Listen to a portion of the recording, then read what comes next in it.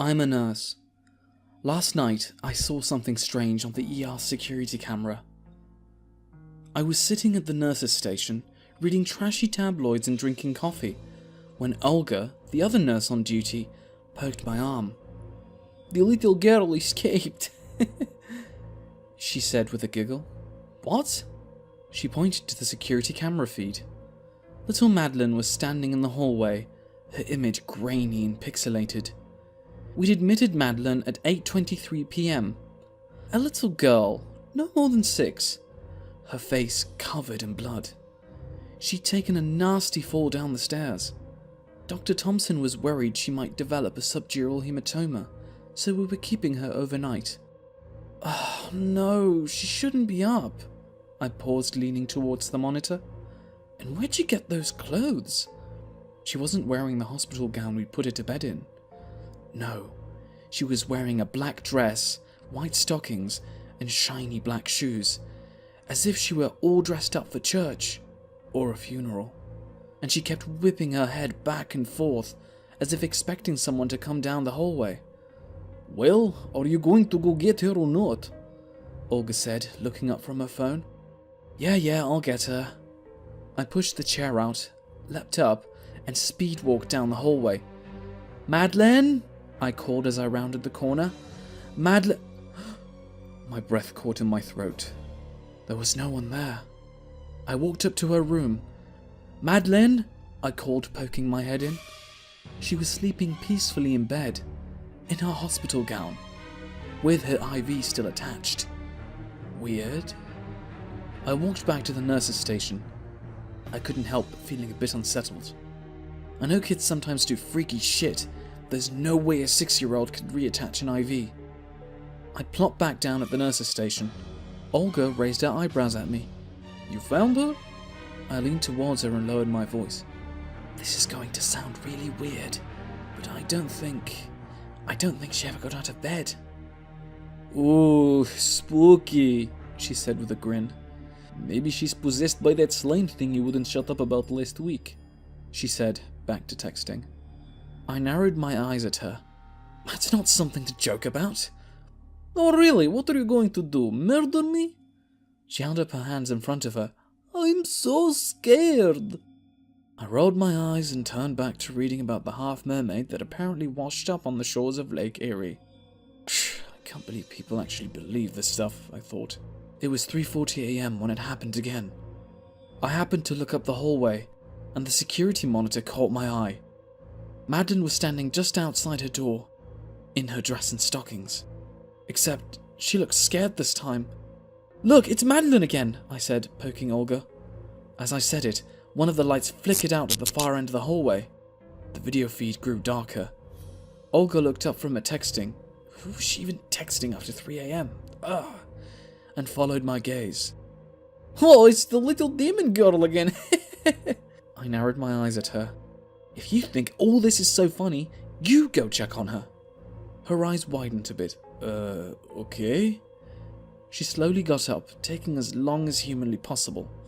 Then, she disappeared down the hallway. I turned back to the video feed.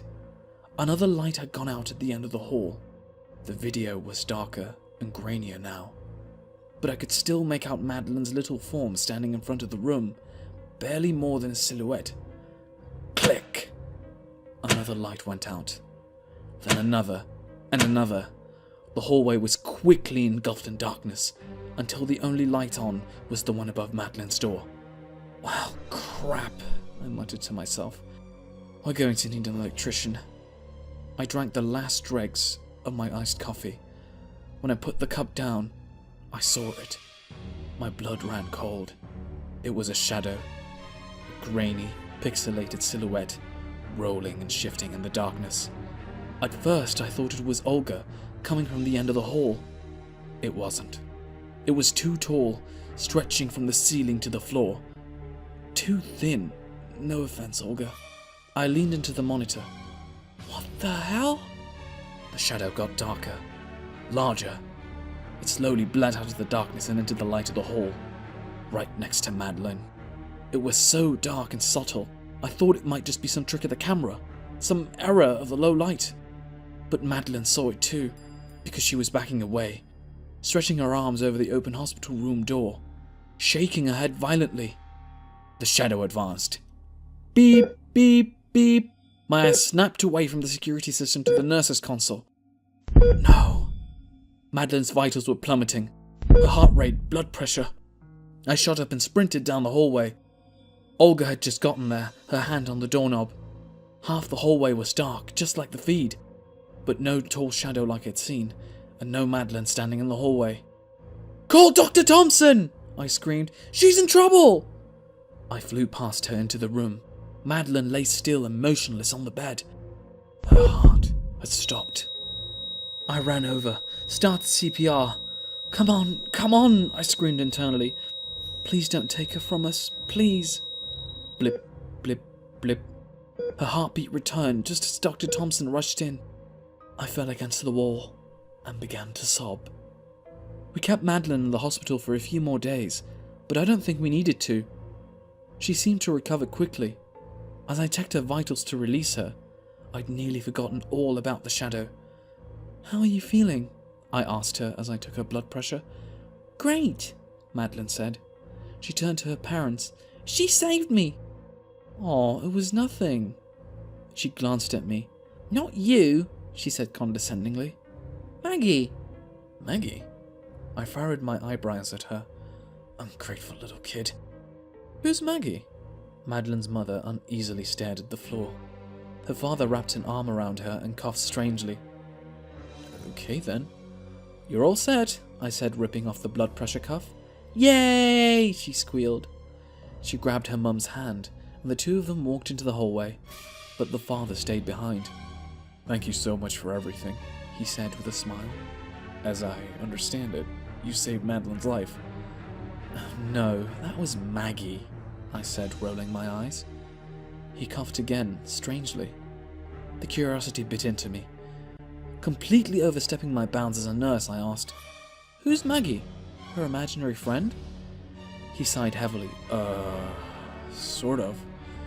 When my wife was pregnant with Madeline, she was actually pregnant with twins." My heart stopped. "Identical twins, but one of them passed away in the womb," he continued. "We told Madeline since we don't believe in keeping secrets. But it appears we made a mistake. Little Madeline has an overactive imagination. She always talks about Maggie, as if she's actually still with us." He coughed again, strangely, and I realized it was to stop an impending sob. He reached out to shake my hand. "Thank you so much again." He turned and followed his family down the hallway. But all I could think about was the little girl, who looked exactly like Madeline, standing outside her door, protecting her. Thanks for watching, and please don't forget to subscribe to Reddit Originals for more videos like this. We upload a video each day, so stay tuned.